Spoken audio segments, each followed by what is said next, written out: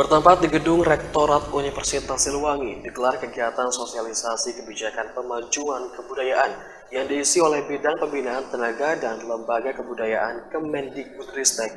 Banyak peluang yang bisa dikelola Unsil berkaitan dengan kebudayaan, semuanya dalam upaya meningkatkan ketahanan budaya dan kontribusi budaya Indonesia di tengah peradaban dunia.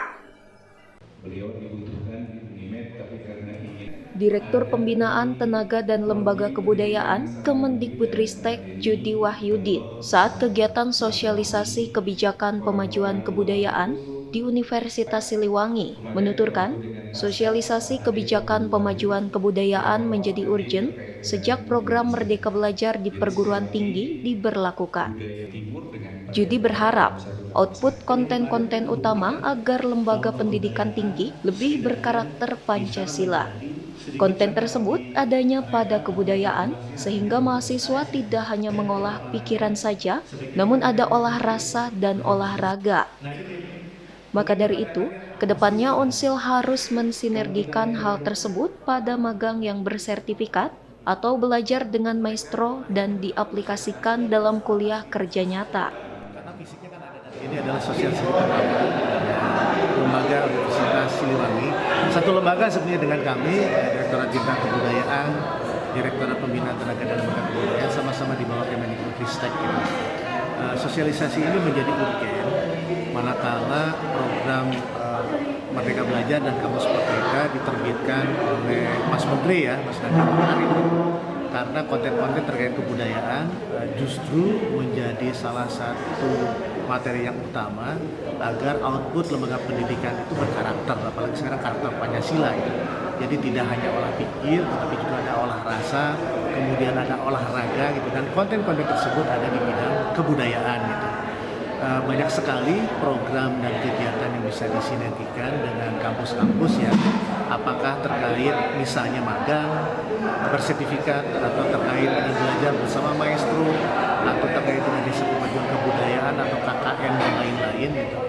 Dan mudah-mudahan output dari kegiatan ini bisa ditindaklanjuti secara teknis ya, secara detail, karena tentunya dalam durasi terbatas ada keterbatasan diskusi gitu.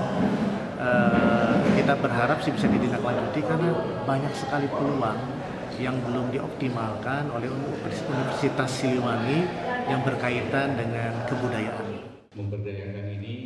Rektor Unsil, Nundang Busairi, menuturkan sebagai perguruan tinggi, Unsil siap untuk menggali berbagai potensi budaya sesuai dengan tugas pendidikan, penelitian, dan pengabdian kepada masyarakat.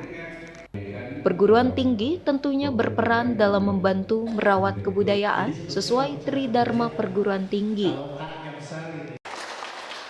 Ya, karena kebetulan ada tamu dari kementerian, beliau kebetulan sebagai direktur terkait dengan kelembagaan kebudayaan, dan kebetulan di kita juga ada pelaku budaya, Pak Bude, sehingga ke depan nampaknya kita ada beberapa peluang untuk melakukan penguatan terkait dengan budaya khususnya Tasik ya.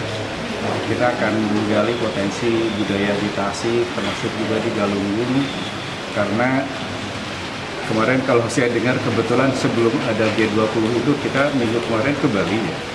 Jadi mereka bicaranya itu bukan ke Indonesia tapi ke Bali.